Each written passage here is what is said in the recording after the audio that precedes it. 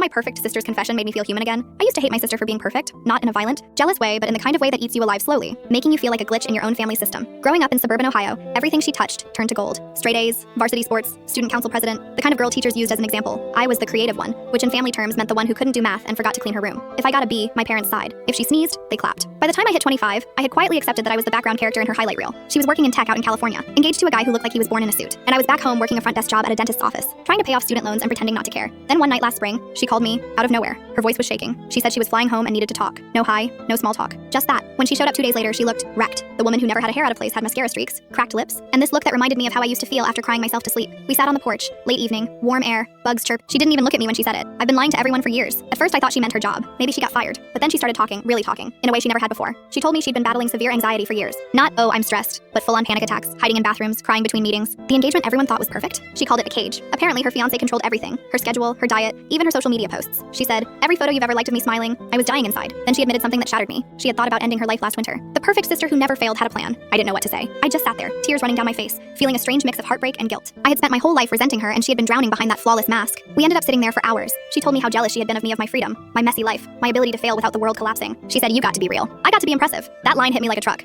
For the first time in forever, we weren't competing. We were just two sisters, both human, both broken in our own ways. Over the next few weeks, she stayed with me. We talked more than we had in years. She saw a therapist, broke off her engagement, and started rebuilding from scratch. And weirdly, I started rebuilding too. Something about her honesty made me look at myself differently. I wasn't the failure, I was just a person, trying, surviving, learning, and that was enough. The night before she flew back, she left a note on my kitchen counter. It said, you always envied me, but I always needed you. You reminded me I didn't have to be perfect, just alive. That letter still sits in my nightstand drawer. Now, whenever I feel like I'm falling behind, I think about that night on the porch, the bugs humming, the moonlight catching her tears, and the moment I realize something simple but life-changing. Perfection isn't real, but being human is. And sometimes, it takes someone else's cracks to make you see your own beauty.